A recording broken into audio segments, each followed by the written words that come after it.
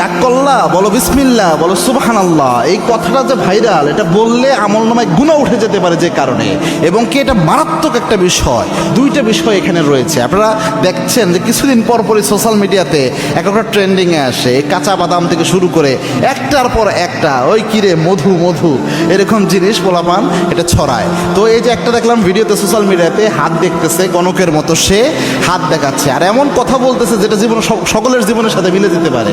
আর দেখার পরে বলতেছে যে ঠিক কি না, ওই ছেলে বলতেছে ঠিক। কি রাগ করলা? কয় না। বলো বিসমিল্লাহ, বলো সুবহানাল্লাহ।